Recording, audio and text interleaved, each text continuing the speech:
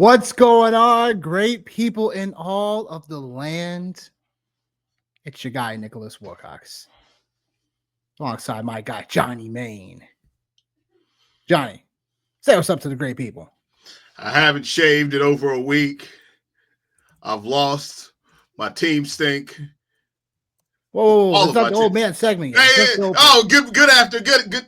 Yeah, how's it going tonight, everybody? That's right. I'm turning heel right here tonight, live on air. I'm turning heel. It's been a bad week for me, people. It's been a bad week.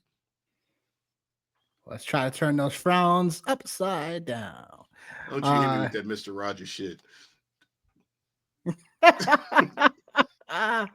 Welcome to week 17 of the Fantasy Football Show. We have the week 16 reactions. We have the waiver wire one more time. And it's time to crown winners. It's time to give you guys the awesomeness. It's time to give you guys the best advice we can possible for the last week of the fantasy football season. All right. Well, I thought it was already depressing just saying that a little bit, but it's been a fun 16 going on 17 weeks with everybody. We appreciate everybody's support. If you guys aren't following us on X, if you guys aren't following us on Spotify, please do so. Of course, on the YouTube, the Fantasy Football Show, please like and subscribe.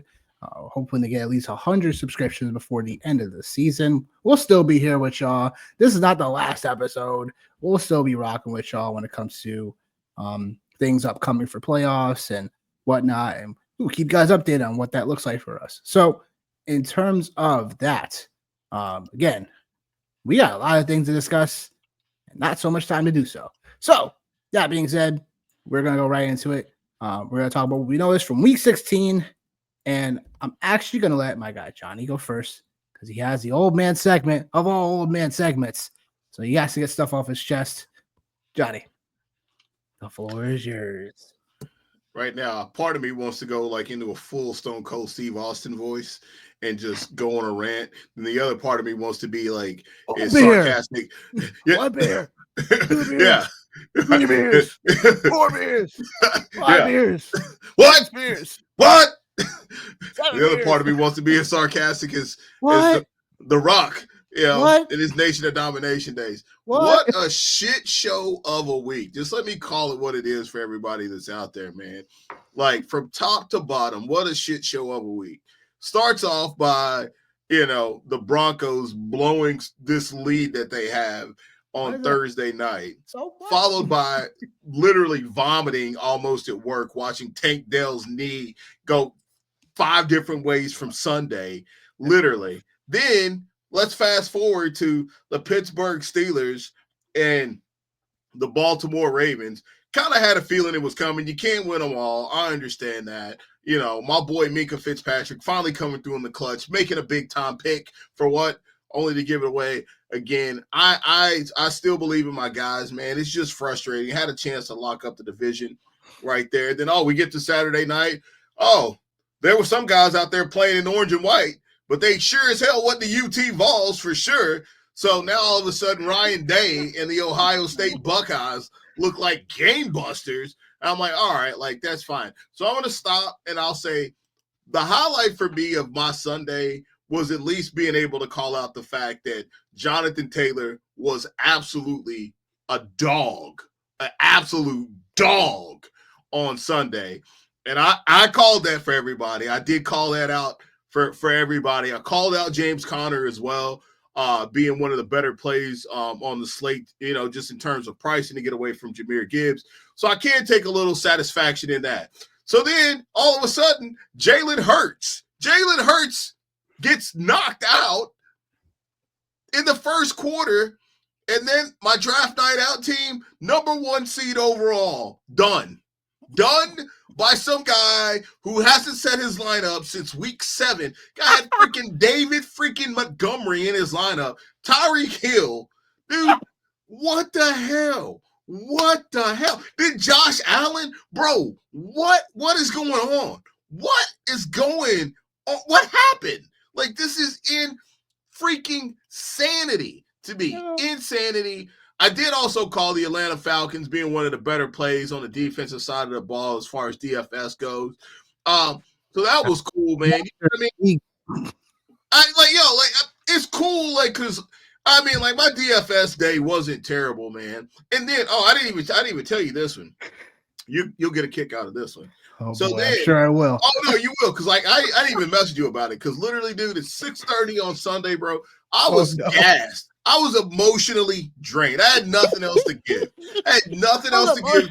I had nothing else to give to anyone. And I'm just sitting here thinking, man, all these early mornings, all these late nights, all these Thursday night games, all these Sunday night games, just being up, just thinking about like all the time that I've invested and all the energy that I've invested, and for it to all go up in smoke for some jabroni who hasn't set a lineup in freaking 9 weeks to knock down a number 1 seed.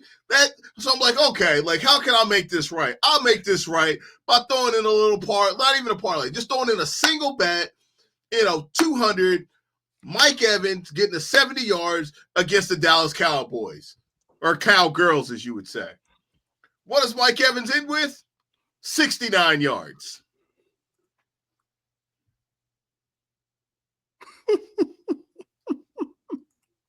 Damn. Like, I got nothing. I got on my Santa Claus hat because, I at least want to try to at least pretend to be in good spirits. I'm happy for you, brother, for all the leagues that you're in. Shout out to you for kicking ass and taking names in that cookout league, man. I'm happy for you in that one right there. Yeah, that's all right. Yeah, you go ahead and smile. You know what? I'll be your Paul Heyman on this one right here. I ain't going to get in. I'll be your Paul Heyman on this one right here. Ladies and gentlemen, Nicholas Wilcox. I know that was more Vince McMahon than it was. Oh, definitely Vince McMahon. Yeah, we got that. You're probably gonna run away with the draft night out championship belt as well. So it's just like, man, I'm upset, but I'm happy for you. But overall, just for me, just injuries absolutely smoked me, man. The last 3 weeks, man. George Pickens allegedly is finally going to come back now. Obviously, I have him in practically every league that I'm in. Doesn't do me any justice, man. So, but for everybody else that's out there, man, this getting ready to be in the championship, man, congratulations to you for sure. I'm just grumpy, and it's pretty sad that it's December 23rd, and I'm already thinking about August 2025, man, getting ready to get back to a draft time. So it's just a shitty spot to be in. So, yeah, well, there you have it, folks. Old man segment. I'll say, I'll wait to give my take because there is a particular player or two that I'm just not it's just not sitting well with me. But it is what it is. We're here now, and in some spots we're looking to play for a championship. In some spots we're looking just to avoid that last place losers punishment too. In some leagues, that is what it is. But noticing what we noticed from week 16, so there'll be guys that we're talking about as top performers, guys who were disappointments. Speaking of disappointments, Hurts. Yeah, he cost a lot of people. I bet. He probably scored, I think, like 4 points overall in most leagues. Yeah, 4.96, but no one was counting. 4.9. And then James Conner leaving the game as well in a game that actually was a shootout. Like, yeah, I know. He was looking after really he buried me the week, buried me the week before in my home league, and then he comes up small when I actually need him. Like, what kind of planet are we living on? I know, man. It is what it is. But top performance of week 16 goes as follows. Some guys that came out of the woodwork once again, and that usually happens every week. But Jane Daniels carving up the Eagles defense. It looked like the Eagles were going to just run away with this game. They're up like 21-3 at one point in the game. And then one by one and drive by drive, the Commanders take it over to the point where Jaden Daniels throws a dart right over the middle for the game-winning touchdown. And they beat the Eagles, who they broke their 10-game winning streak. And again, the Eagles I just felt like the Eagles they just felt like they had that game in the bag and just let it loose, literally. I think partially that is just due to Jalen Hurts not there, because there were just spots where Kenny Pickett was in And he did his best, but physically he wasn't there. You know what I'm saying? But he didn't play a bad game, in my opinion. He just didn't. He's just not a closer. You know what I'm Kenny saying? Pickett is a quarterback that comes in the middle of a game and has a good game. If he has totally. to start the game, plan? He's going to play like shit. That's what type of alternate universe we were living in last week. No, Kenny Pickett is on the field. Yes, yesterday actually, but it seems like it was. It seems those weeks ago. It feels like it was. Nope, it was just yesterday. But Jayden Daniels absolutely cooked. Looking like the stud young later round quarterback of the year. Because we had called that from the beginning as well. Daniels to be a guy that after your Hurts and Mahomes and Allens and stuff like that went off the board, we were definitely looking for Jayden Daniels between QB 7 and on, based on draft position. So I mean, look, we were definitely one of those guys that called out Jayden Daniels. It turns out though there are other people listed that information too. So, but it is what it is. Congrats to Jayden Daniels for carrying some of you guys to the championship games. Bryce Young, especially if you have a quarterback in deeper leagues, my goodness, he showed off what he's been doing the last several weeks. But he definitely had a ceiling game this past week. But he only threw for 158 yards, and he did more on the ground. He's initially, when running for that touchdown, Bryce Young did, he thought it was a penalty against the team. That's why he didn't initially really celebrate. Yeah. But that on that run was amazing. 5 in the game, 5 carries, 68 yards at a touchdown. Ultimately won the game in overtime thanks to our guy Chuba Hubbard, who was RB2 on the week. 50 points in the Cookout League, by the way. I seen that, bro. I was like, damn. To other darker news, Jonathan Taylor finds a way to be Jonathan Taylor. The guy has no catches in the game, but over 200 rushing yards and 3 scores. Has his best game, like not only of the year, but probably the last few years. Yeah. Thanks a lot for burying me in one of my leagues. Thanks a lot, Jonathan Taylor. One of the guys I just thought that, not to say Jonathan Taylor wasn't worth something like this, the outcome was so hard to envision, though, in a way, in terms of Anthony Richardson being the QB at some point and having this go on. It took him to week 16 to do so. I'm not mad about my process on him, though, because he just was going too high in drafts. And I was looking to potentially trade for him earlier on in the year.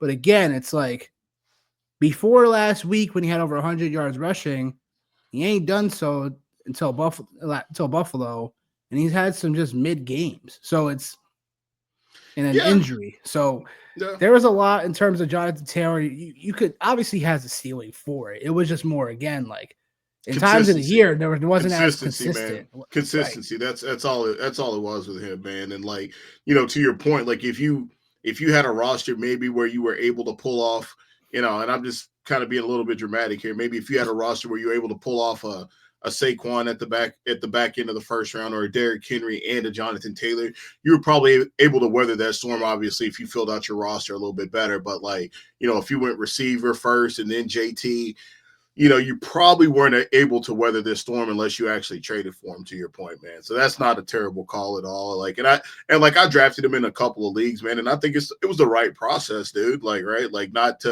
he was the guy for me. Like, the way I viewed Jonathan Taylor was I viewed him as the last bell cow outside of Derrick Henry. Actually, he was after Derrick Henry, it was JT for me. So, that was kind of my take on it. Packers scored. Bro, listen. Oh, yeah, I didn't even hit join live on Jordan Love, the Devontae Wicks. Tavion Wicks. Okay. Tavion Wicks. Yeah, well, listen, that's all right, why Green Bay. Yeah, that's why we're. That's why let's get some sacks, some fumbles. Yeah, that's why we're sitting here. Returns for touchdowns and a defensive end. Let's go. That's why we're sitting here on a Monday night, not watching Monday Night Football, but talking to you beautiful people, is because we already know. Wham! Stunner! Wham! Stunner! Wham! Stunner! Oh, yo. I can't, yo. Oh, shoot. Oh, my gosh, yo. That's too funny. But, man, to go on this list, we get to the creme de la creme. We get to the awesomeness and I have to take a bow. I'm officially taking my victory lap. I've been holding it in for a little long, but now it's time to unleash Devon Achane, the RB3 of the week. Did you see that freaking run that he had against the Niners? Good Lord, what a thing of beauty. Yeah. Oh, felt like a proud father. Even though I have no relations to him at all. Yeah, yeah, right. Merry Christmas, Dustin, man. Much love to you. Make sure you ask a question. Jeez. Stop. That's our guy. But Devon Achane, my goodness. Oh, yes. Oh, yeah. Man. Yep. This is how it feels to be on someone that not enough people were on. People were calling me crazy. People would call me Achane's lower end RB2. I'm not drafting him 14, 50 overall. You're nuts. You're crazy. A lot of people in the fantasy football industry were saying I was nuts for drafting him that high and saying that the evaluation wasn't there. Look, it was there, people. You just didn't fucking see it. And I'll say this. Did I expect all the receiving work for Achane? In a way, yes, because that's what he needed to do to get there. But as terms of the offense changing in general, not necessarily to more skewed towards like Jonnu Smith and whatnot and Devon Achane. So right now, Achane RB5 right now in the season right now. So it remains to be seen like if he could get themselves in the top 3 potentially, but we'll find out how that rest of the things go. But I needed to keep it going.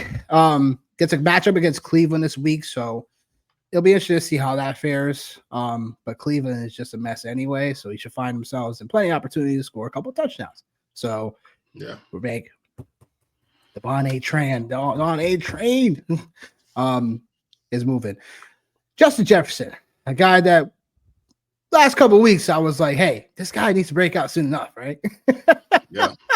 Finally, like really does it. What did I say? Against the Seattle, where the game had a feeling this would be one of those games where points were being scored. We were a little concerned about the weather, but it turned out being fine, which is good. But 10 catches, 144 yards. Jefferson being back to the de facto wide receiver 1.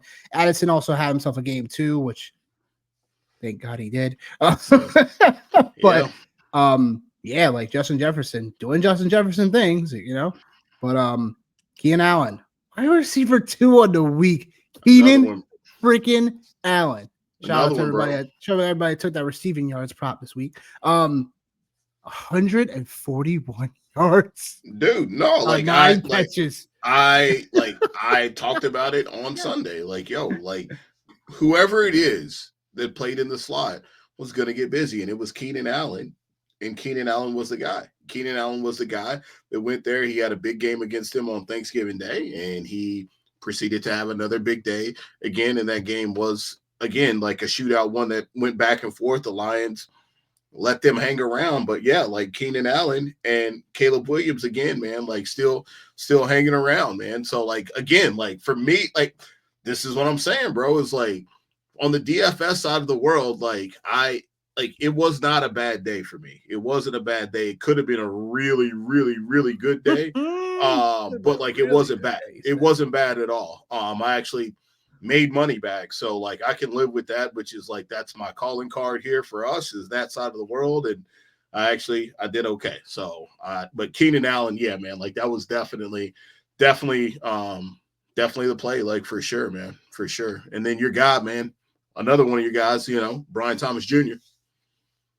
Like, I think, yeah, like he's him. And I think like we're at that time of the year. Though. Yeah, we're at that time of the year now too, where like you can kind of start to look at some of these guys now and start to be like, all right, like these are guys that like we need to start thinking about like in rounds 1, rounds 2. So like Achane, like I think obviously like now like it's a no-brainer now, man. Like this guy, like he should go in the first round. Like he absolutely should go in the first round, like no question. And I think Jaden Daniels, like there's a conversation to be made for him to be one of the first 2 to 3 quarterbacks off the board. Like at this point behind Jalen Hurts and Josh Allen, like you could making the case for that to already be a thing. Brian Thomas Jr. is definitely going to be somebody that should be on everybody's radar next year. Earlier on in the draft, and obviously depending on what happens in the draft, I don't want to say it too frivolously, but like, well, actually they have Christian Kirk and Evan Ingram, but I'm just keep thinking about where's Travis Hunter going to end up at, but I digressed. I know. Corner or receiver. I know. Yeah. I digressed. I know. Digressed. And then the wasteland that is tight end. Chigo Conqua finally shows up. We had mentioned him a little bit on yesterday's show because people were asking and starting sitting him, and I just wasn't ready to say to start him because I just didn't see enough of the volume. Like it was more of a game where Mason Rudolph did come into the game late and stuff like that, and whatnot. But like I didn't see this upside ceiling happening for Chigo Conqua. The tight end 2 in the week overall. That's crazy. Like it's just the volume just came out of nowhere though. So it's like that's why I was kind of hesitant. So I mean I was wrong on that, but if someone did start him, whatever have you, kudos. It was just because again, like look, like it was just it's just one of those things. It was like, it was what it was. But Hunter Henry was a guy that has been on the waiver wire for off and on shows for the last couple of weeks. If he was available in some of your leagues, like you probably did have a nice start option for him. He finally had the game where like we were missing the target share for him. Like he had 9 targets now this past week, which was good because like again, like before that, the game after the bye against Arizona, he only had 4 targets, whatever. Like then before he had back-to-back. He had games that for the last 3 before the bye, 8 targets or more. So it's good to see Henry have that, touchdown and be able to be somewhat productive on tight ends. Just definitely terrible. Wasteland. Yeah. Now I'm going to go to the disappointments of the week. I'm sure people are going to be wondering why Debo is wide receiver 5 and he's a disappointment of the week. Look, Debo for me has been a shit show of a player. And I'll never own him like this again. Like, have Debo in like several leagues, and he had been just putting up freaking rocks for production. Putting up rocks. Pookie. We should just start calling him Pookie. No, well, not rocks, Debo. Bro. Just freaking rocks. I got to introduce Dustin. What up, my guys? How's it going? What up? Listen, I wanted to pop in and say Merry Christmas to you guys, 2 of my favorite people in the space. How's it going tonight? It's going well. I mean, Johnny. I'm not doing so good. I'm not. Nick's on cloud 9. I'm not doing so well.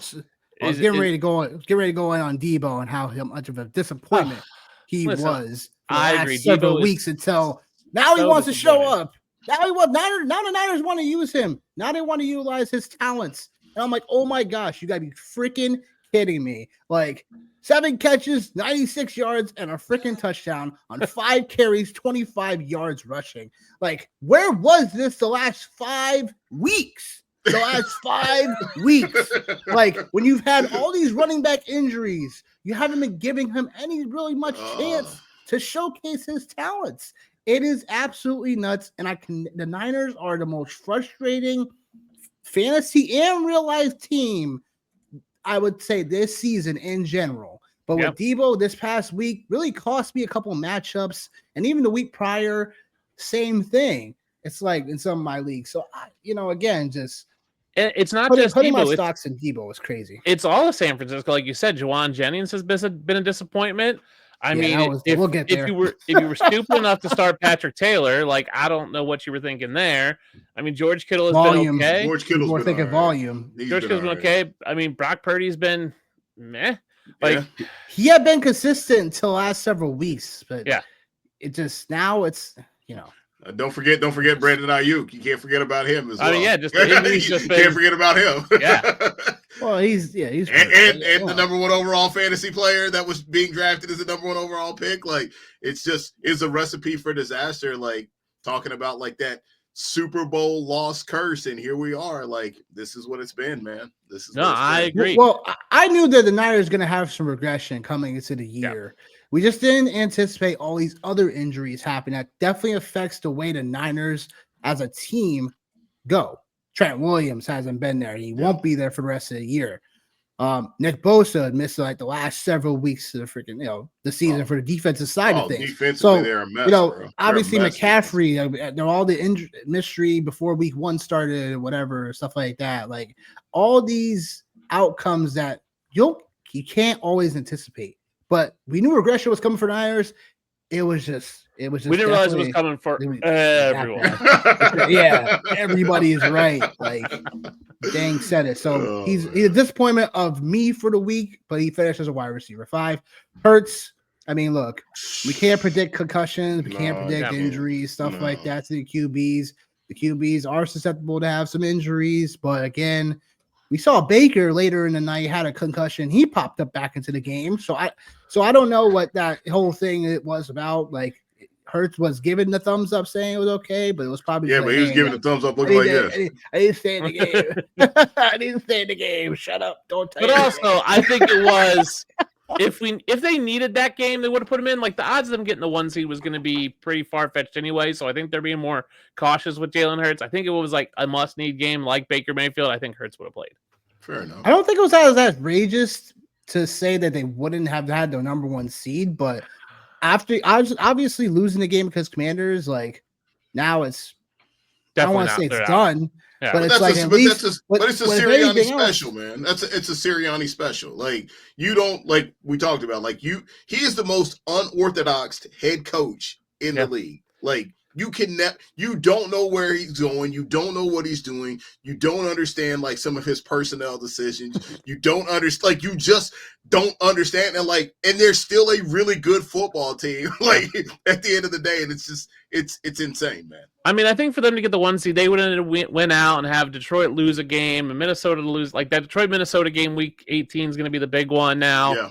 I think the Eagles looked at it and go, best case scenario, even if we win out, we still might not get the 1 seed. Like, do we want to risk further injury to Jalen Hurts? No. Or just, hey, we know we're in the playoffs. We know we're going to get a home game. We're going to be the 2 seed. Let's just roll with it and be cautious. Because I think they've seen the injuries stack up they saw it against San Francisco where they had no quarterback, and that's why the Eagles went to the Super Bowl. They've seen these injuries stack up on teams late in the season. So I think they're being a little more cautious with Jalen Hurts. Plus, he did look like he was just... Yeah. I mean, Baker Mayfield always looks like that, so it's harder to tell with Baker Mayfield. But yeah, Jalen Hurts definitely looked like he was a little woozy there.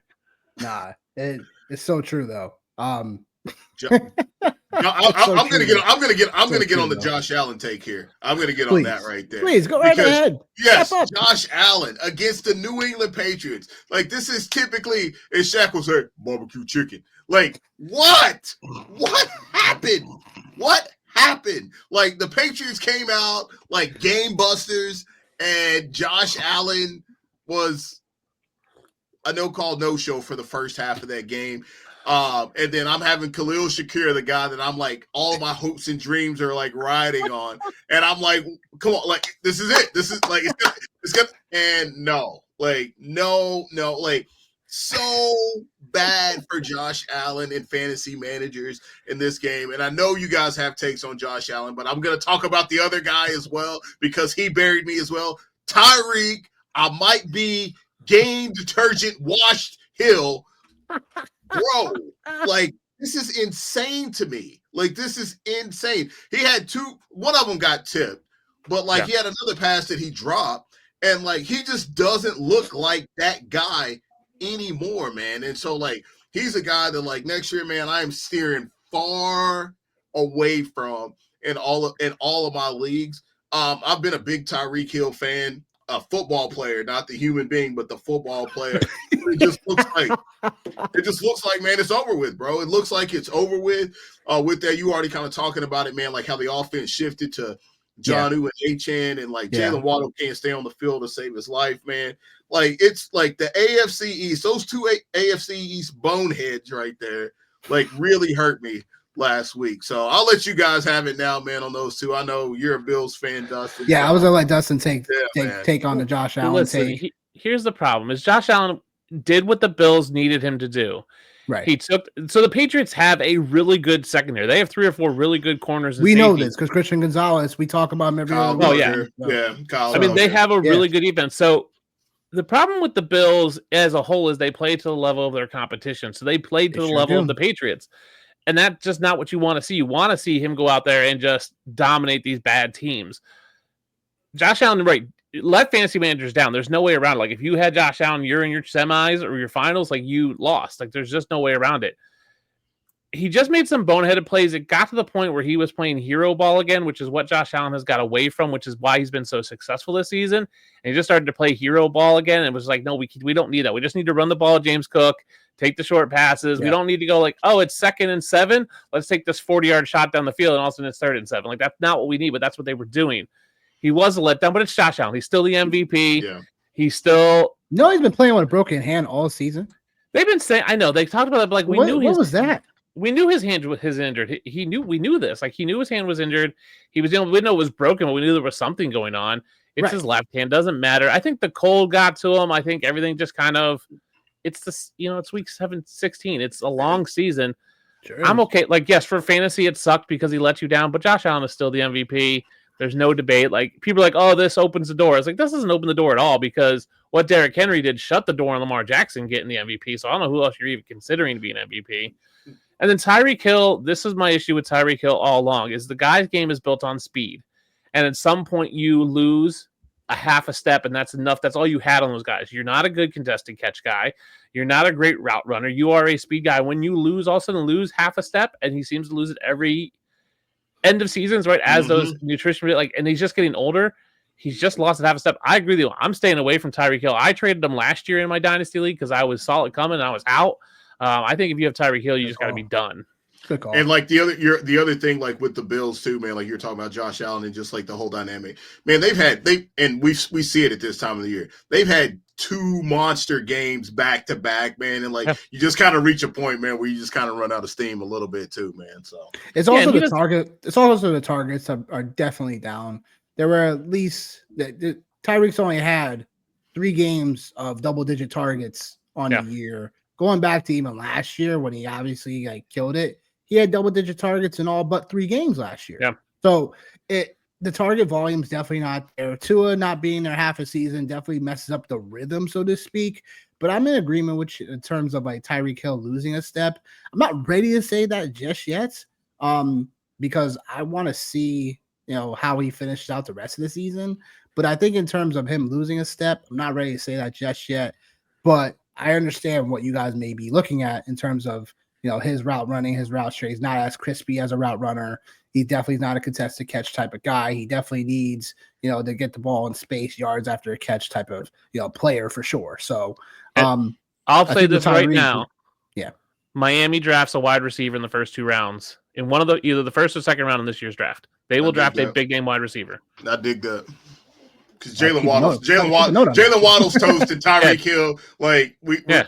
And just to continue, I don't want to like beat a dead horse, but I said it last week and I'll say it again. I think it was a play a week or 2 weeks ago where he got the ball on a reverse. 2 years ago, Tyreek Hill on a reverse. If he got the corner, house. He got he couldn't get the corner on that. And I seen this the only player I can even put in comparison to like explosiveness and like range and things like that was Troy Polamalu. And I know it's 2 different angles, but like there was a moment where I seen him and he couldn't get to the angle where he needed to get to make a play. And it's like, that's it, man. Like, that's it. It's over. Yeah, it's over. Definitely. And good call on that. Mike Evans. Oh yeah. Nice of you to show up last week when I had to face him in like 3 of my leagues and you skunked me. Now, wide receiver 36 this past week for people who needed him. The volume was somewhat there, 5 catches, 69 yards on 9 targets. But man, like the Bucs losing that game definitely put that team in general in a tough spot for the upcoming couple of games. And with Mike Evans, it's not that, he lost a step or anything just yet, because he's still a big body, contested catch receiver. Like, it's just, again, like, I think the Cowboys defense has just improved over the last several weeks, and people aren't always, attuned to that, so to speak. Look, like Mike Evans just let us down in some ways in terms of a ceiling perspective, but still 12 points, but it's still wide receiver, 34, 36, whatever the range is. Like, still a bad overall performance for us fantasy guys.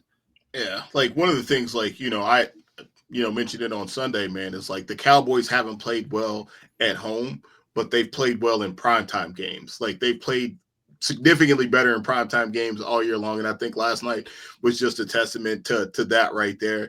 Not a Cowboys fan, not a Cowboys truther by any stretch of the imagination.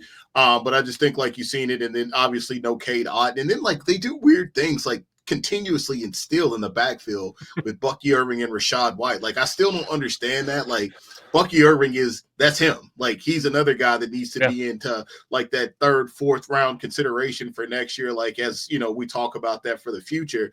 And I think like that ultimately impacts how teams cover Mike Evans. It ultimately impacts, them getting him the ball. There were a couple of passes last night that, he got blew up on because Baker kind of led him into some bad situations, man. Yeah. But like, it's Mike Evans, man. You know what I mean? Like it's one game, and ultimately Mike Evans has helped get you here over the last couple of weeks. Like he obviously missed that stretch of time with the hamstring, but like it's a one-off for me for Evans.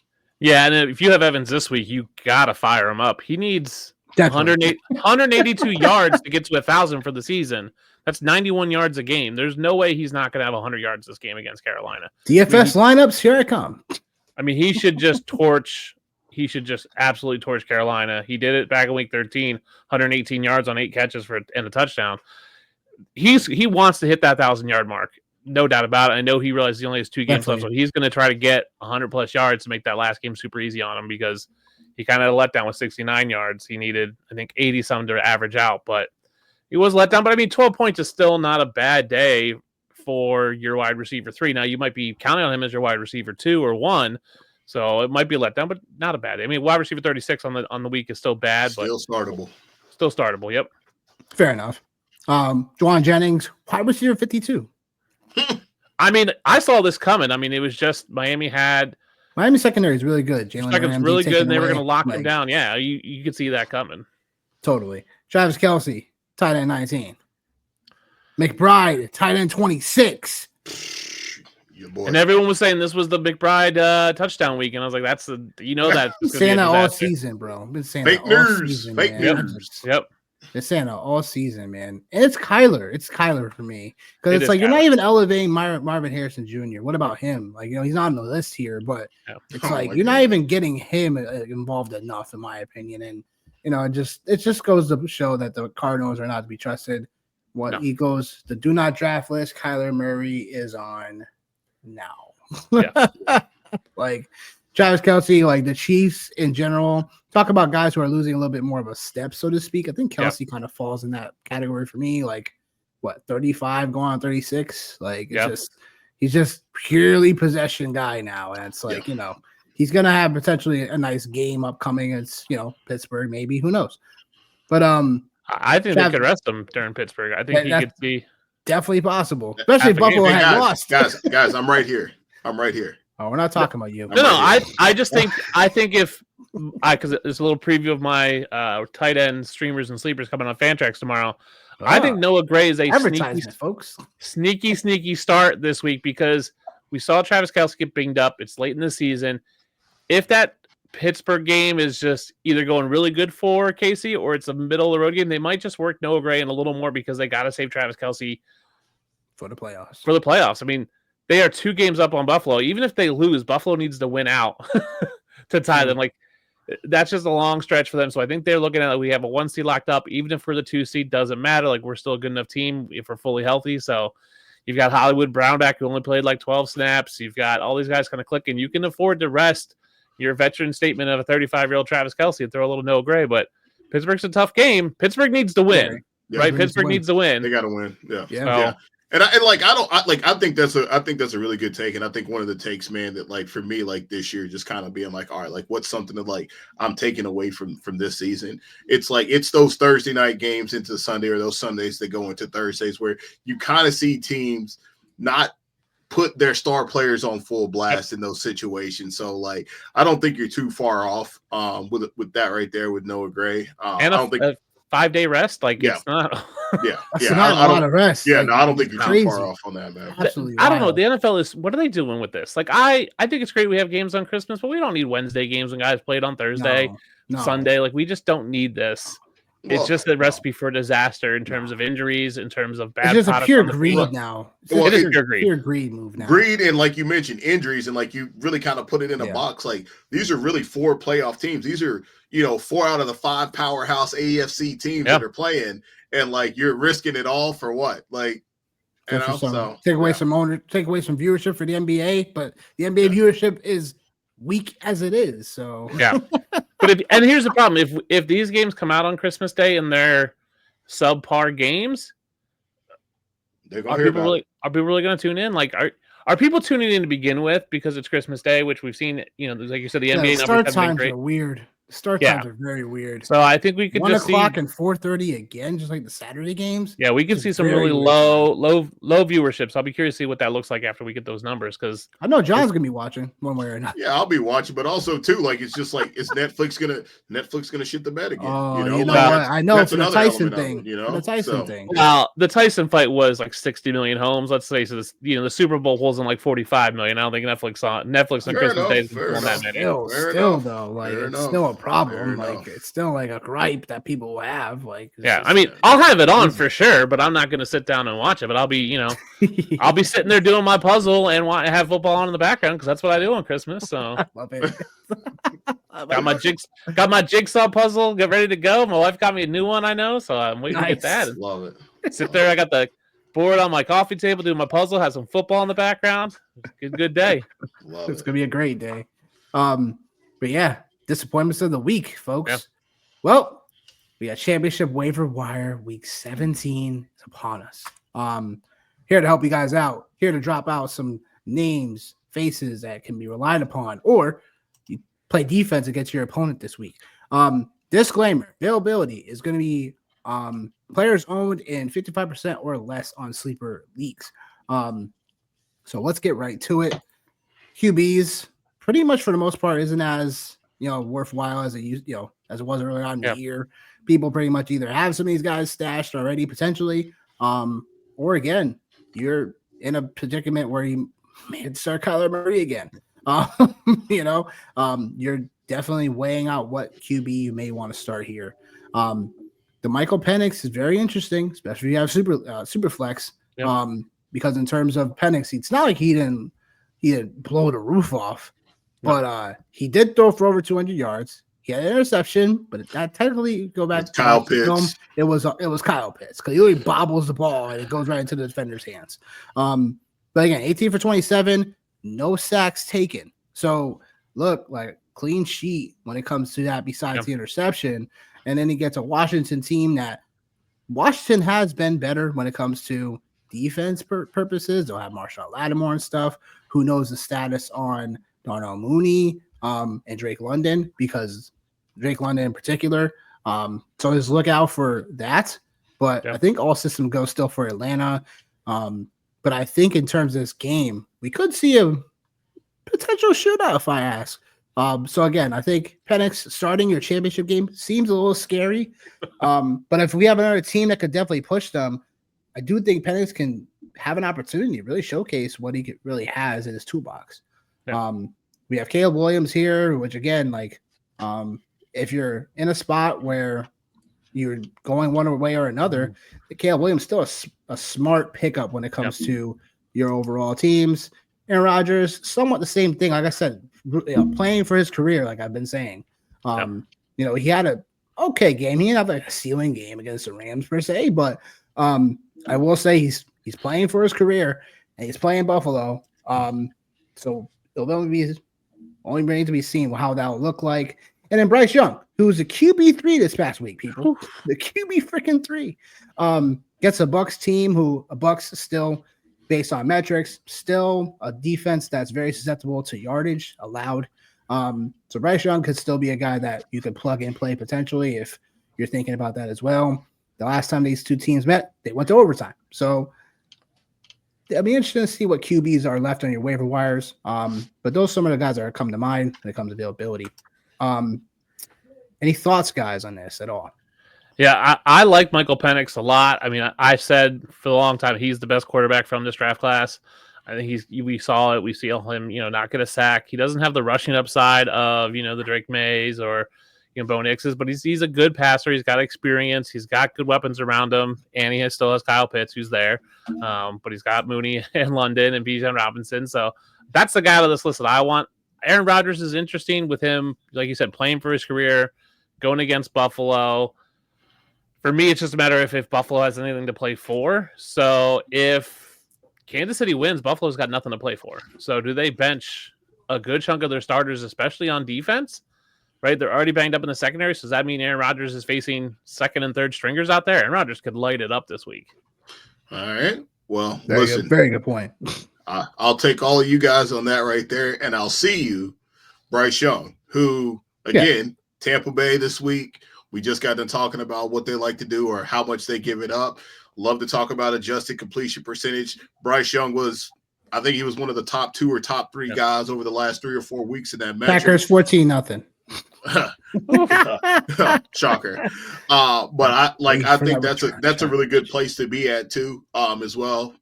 For me. So I agree with everything that you guys are saying, but a lot of really good options out there. And Cooper Rush, man, he's been solid, man. He's been solid. Not somebody that I would put my fantasy championship hopes and aspirations on, but if you're in a super flex league, I think obviously Bryce Young and Cooper Rush, man, are 2 guys that I wouldn't hesitate at all, man, to put out there. Yeah. In other news, the Volunteers men's basketball team is leading Middle Tennessee. Man. Listen, go Vols. I got time for your shenanigans, man. Go UT? Right. No. Listen, I'm grumpy tonight. Dustin showing up. That did put me in a little bit of a better space. I was like, oh shit! Dustin, here we go. Listen, I mean, if you lose in college sports at all, my rule is you don't lose to a directional school. So anything that's middle, northern, western, southern. Whatever, or you don't lose to a non-state school. So you're at Appalachian states or you're, bluegrass states. If it's not a Kentucky state, it's not an actual state before state, you shouldn't lose to them either. So if you lose to Middle Tennessee, you probably that's his. I like to shout out. You know my. I know you do. Yeah, and he's just taking his subtle digs here, which I'm gonna have to deal with probably for the next 6 to 8 months, depending on how things shake out for him and his little fantasy football world and shit. So we'll see how it goes. Fantasy football world.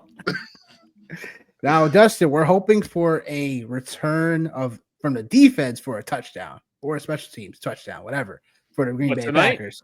Yes. No, I need clean sheet. Here's what I need. I need Romeo Doubs to score me 40 points, and I need the defense to get negative some so I can beat my mom. But I don't think it's going to happen. But, Oh my gosh.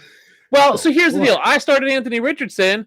And then he scored a touchdown, and then they took it away and gave 1 yard touchdown to Jonathan Taylor, who she had. I know. Yeah. She had Jonathan Taylor, who had his best game of the season against me. I'm like, of course he did. So I'm down by 40. Of course he did. Right. Yep. At least the way it goes. Well, at least we share something, Dustin. Jonathan Taylor.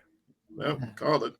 Running backs. No more cuffing season for the most part because we're just now looking for running backs that could potentially give us some standalone values. Yep. In terms of just what's out there. Some of these guys may not want to keep rostering, but just pick them up just in case. If you have a roster spot, just pick one of the guys up, whatever. Yeah.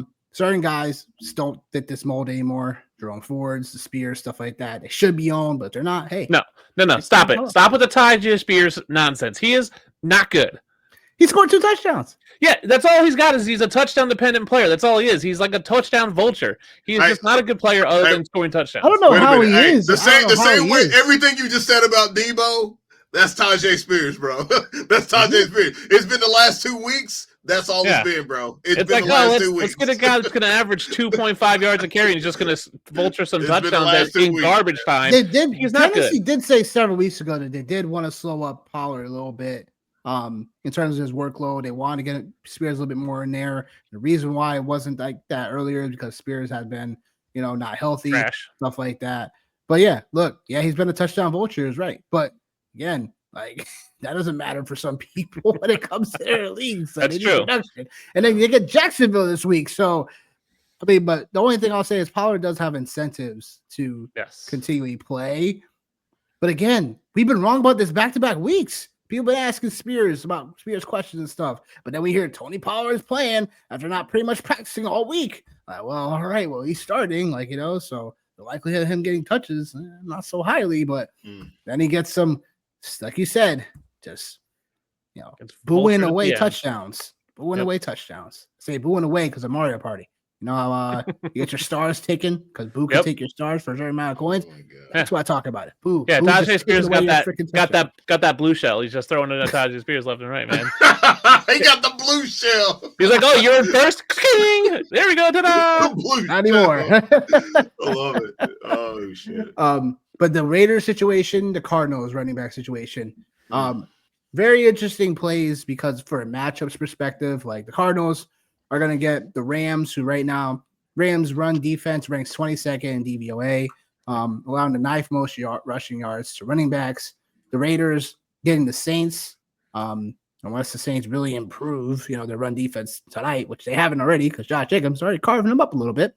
They currently rank 30th in DVOA. So when it comes to the Saints, and they allow the 7th most points to fantasy running backs. And when it comes to this, in terms of where we see fit, the Raiders are a little bit hard to trust. But look, last week, me and John were both right when it comes to both running backs. I told someone to start Alexander Madison. He said Amir Abdullah. Like, what could really go wrong? Yeah. Like, they both went right. So, so that was what it was. But again, like, you could potentially start those guys. Alexander Madison's still technically the lead back, but Amir Abdullah is getting enough volume to potentially, if you need a flex start out of one of those two, that could possibly be your way. Michael Carter / Trey Benson, because we need to figure out. Benson didn't practice all week this past week. Nope. So that's a little concerning when it comes to his prospects of upcoming playing. He was dealing with an ankle injury, so hopefully it's not a high ankle sprain. I didn't see any information saying that was a high ankle sprain, but again, he didn't practice all week last week. So Michael Carter could potentially, again, the Cardinals are eliminated. So what does that do from a volume perspective? So again, keep our eyes on the practice reports. I think if I'm putting in any fab on Michael Carter this time of the year, like, I might as well just blow it all because if I need someone, I just need to get, need to plug and play. I need to get someone. Like, and here's all my money. I don't think they rushed Trey Benson back because James Conner just signed an extension. Michael Carter's a free agent, so Trey Benson is their future. So I think they could just run Michael Carter into the ground this week, and he could have 25 carries because they've seen that Kyler Murray obviously can't throw the ball well. So they just might be looking to just see what they got in some of these players and preserve some of their young guys. So I think it's a Mike Carter week. I have a league where I have Tank Dell through my IR. I have $16 left in Fab. Spending it all on Michael Carter. Why not? Yeah, I like it. I definitely love that. Some other guys on this list, like we talked about the Spears, Jerome Ford, if he's somehow still out there. Oh yeah, like definitely there. The Chargers situation is going to be something that's precarious as well because Dobbins potentially coming, being activated off the IR, the 21-day window. Remains to be seen, like, if he'll be playing this week, and if he does, that even muddles the whole situation. However, if he is left out, does someone play Gus Edwards for their championship weeks? That'd be very interesting. I mean, you have to be hurting. I was about to say, how bad do you want it? How bad do you want it? How bad are you hurting? It's definitely in the cards, but New England is a decent matchup for running backs. So I mean, look, it's not that it can't happen. Patriots have allowed the 4th most rushing yards and the 7th most to fantasy running backs. So yeah, look, definitely possible for whoever is a starting running back for the Chargers. But yeah, definitely a tough spot if you had to do that because, man, that's scary.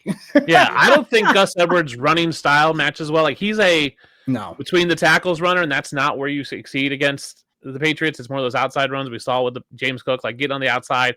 Gus Edwards just isn't that type of runner. So you got to be really desperate to start Gus Edwards for me. For real. Yikes. Yikes. Johnny, I'm gonna let you take it away from the receivers. All right, man. So how is McMillan still available? 50% of freaking leagues, bro. I was about to say, man, he's arrived, man. He's arrived. 3 weeks, man. The last 3 weeks, I think he's had like 16 points. The last 3 weeks, man, like he's really, really starting to emerge. So if by some stroke of luck that he's still out there, go ahead and pick him up. You can thank us later for that one right there because that guy is definitely going to be a league winner for sure. Our cover boy Hollywood Brown is back.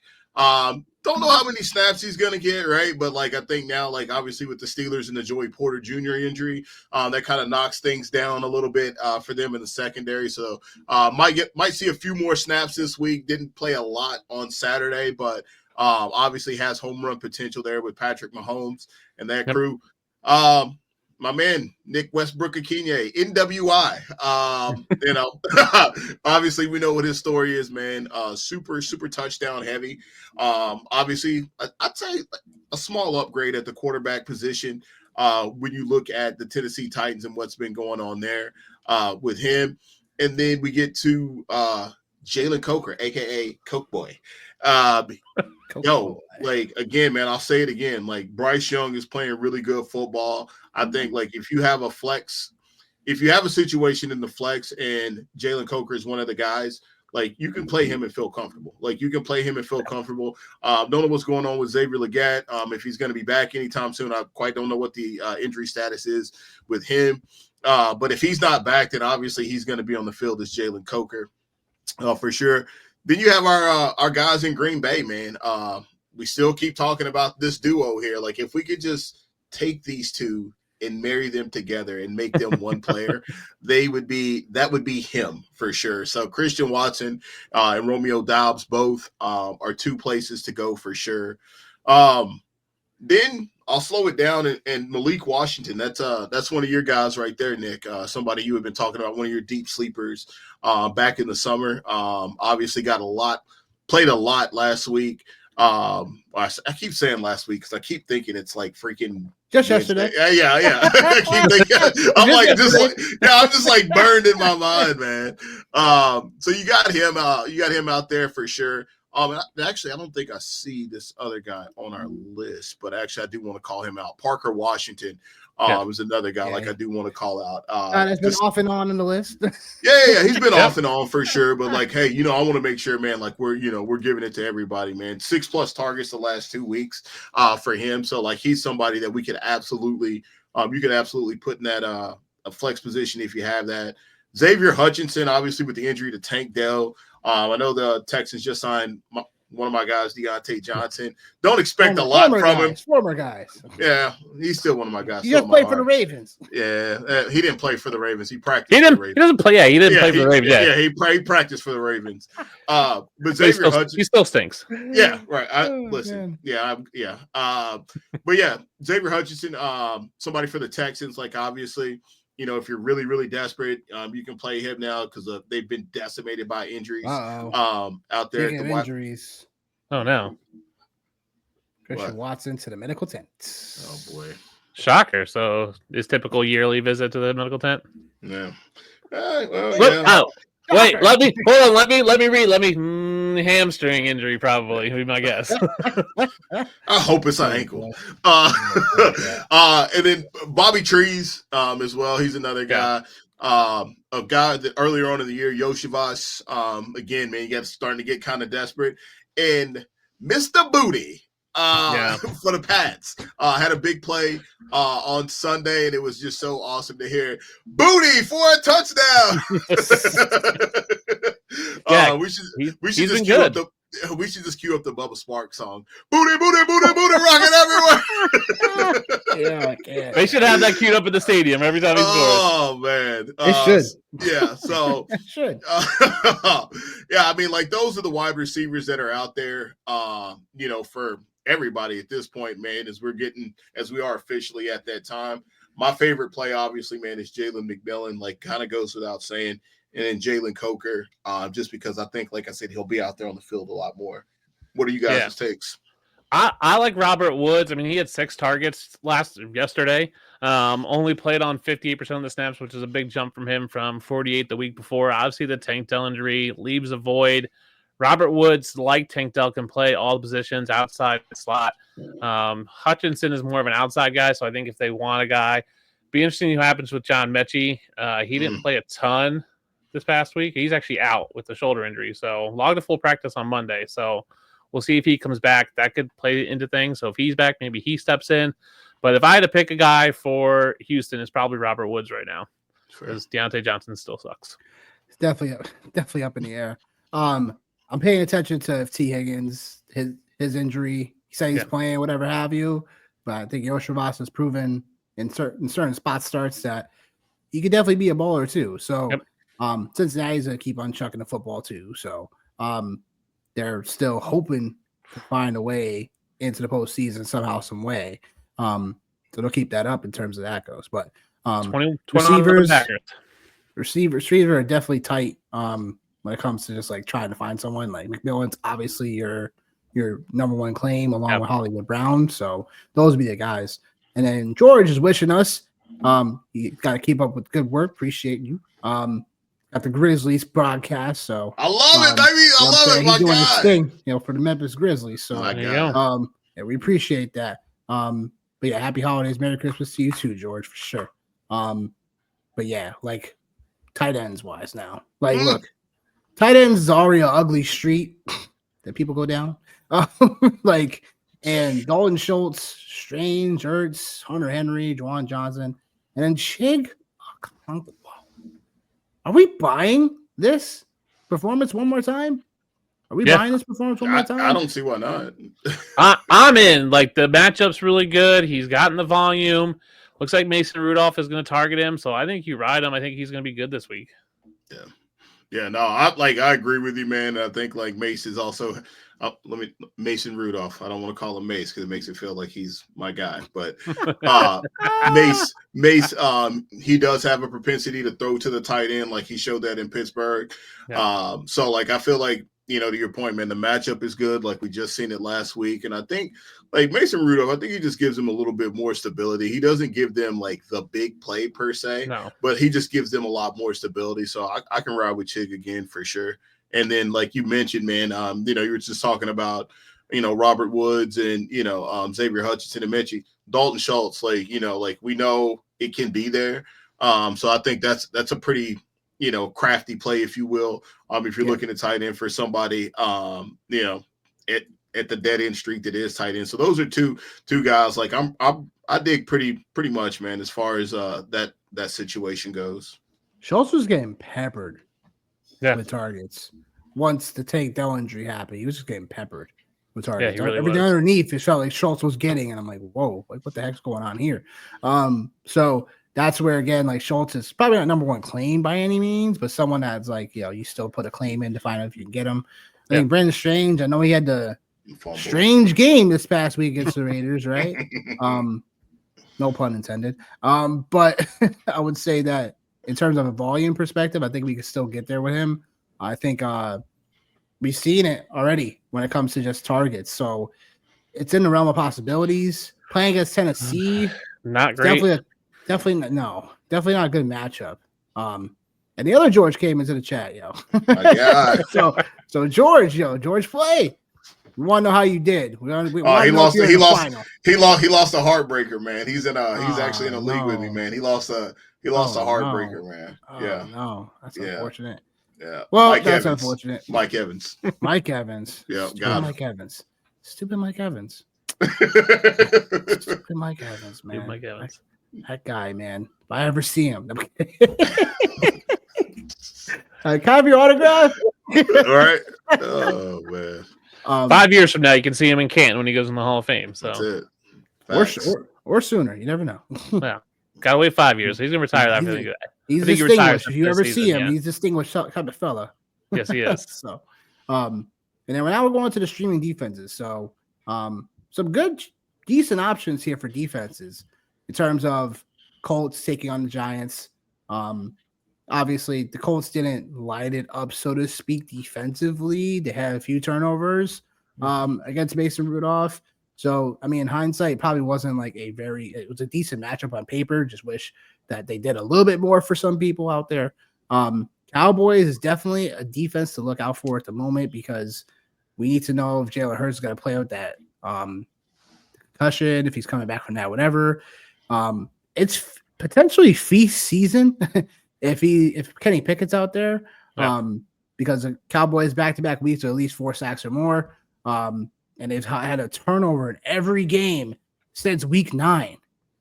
I don't think people have noticed that either. So I think the Cowboys are a decent defense to potentially pick up, especially if Hurts is gone. And then the Dolphins, because as a unit, they've been a team that not necessarily gave you a bunch of turnovers, but they've been a defense that has just been decent enough to not give up any big plays, not allow too many points. Back-to-back games, at least they've held teams to under 20 points. So I think it's still a good matchup. Back-to-back games, at least 3 sacks or more as well.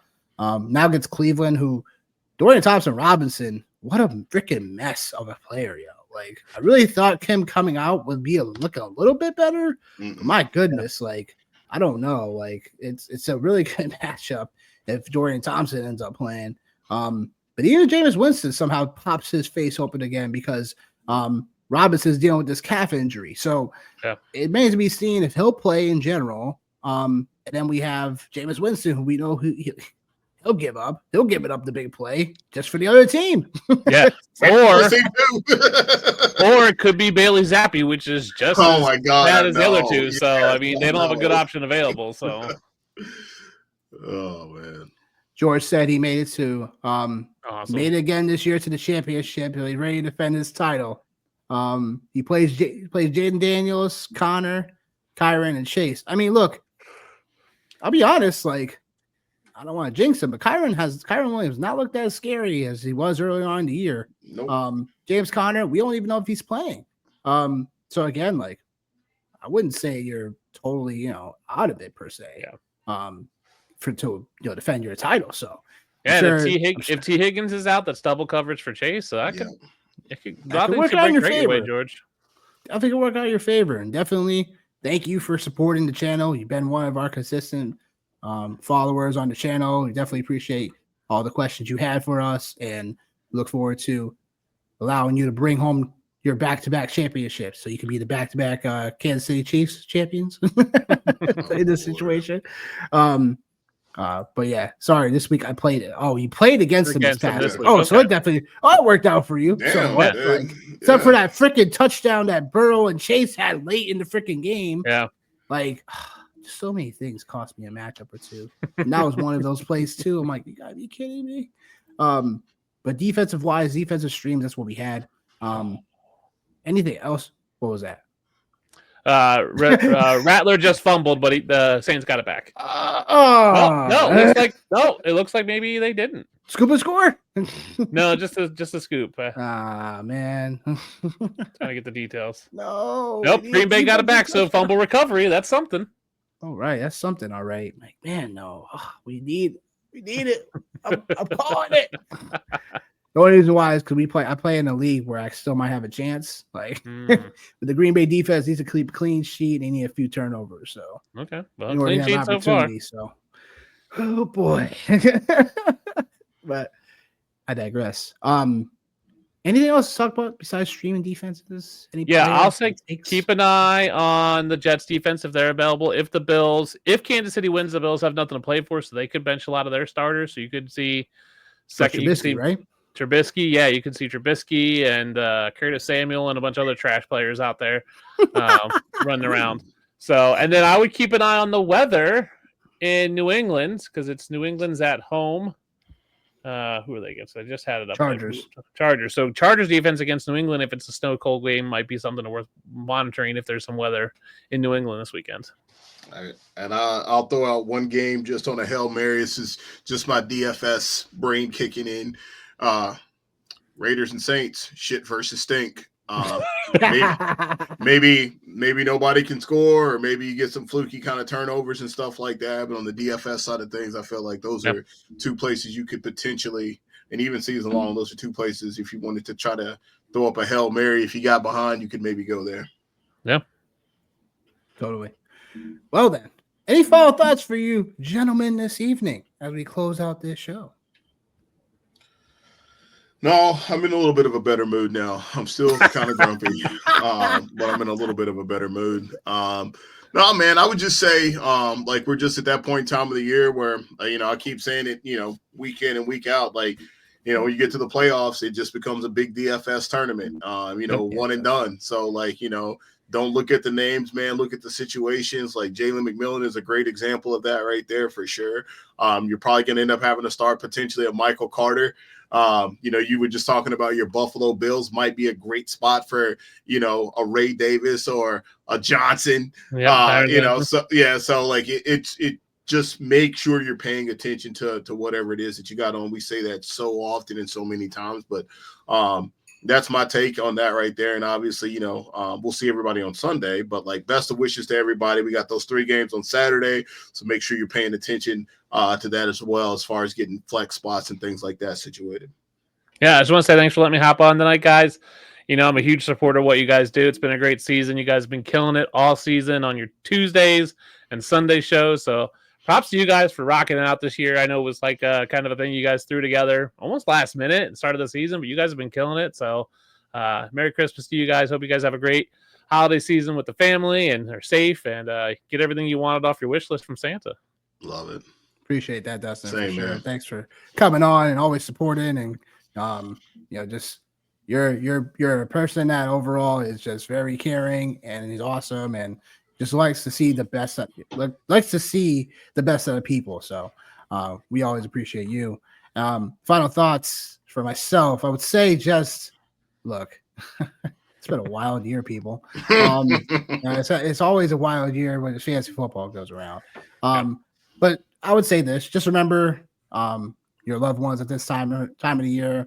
Remember those folks that you hadn't talked to in a while. Reach out to them. It could be a season that may not be as jolly for them. And in terms of just like, hey, like, better luck next season if you're not in the championship games. And if you are, make sure you take home a title. Yeah. Not just one, not just two, not just three. Like, we're going back to Miami Heat, LeBron James. Yeah. But look, like, make sure you get one of these, man. Look, one of these. Like, so I'm looking forward to getting that crown, Yeah, and I would say if you're not in the championship, this is still the time to learn and evaluate players for next year. Look at who's going to be a free agent coming up. Evaluate situations and landing spots on players, free agents, and then get ready for the draft. The draft, free agency and draft will be here before you know it. That's it, brother. Really. That's Snap it. a finger. Yep. Snap a finger will be my birthday. Snap a finger will be. That's right. And we'll be back. Then we'll be back in Ohio for the Expo. All over again. Before you know, we're back in Ohio. Oh, I ain't trying to lose my voice this time now. I'll tell you that much. I'm not trying to lose my voice this time. It's inevitable. It's inevitable. Well, there it goes. Next show we got Sunday, 10:30 a.m. Eastern time. Week 17, the picks, the bets, and the prop show. We got going on because the show don't end. When it comes to the end of the regular fantasy football season, we got the bets, the picks, the props, the DFS, all that good stuff. That being said, we out of here. We'll see you guys on Sunday. Peace. Merry Christmas.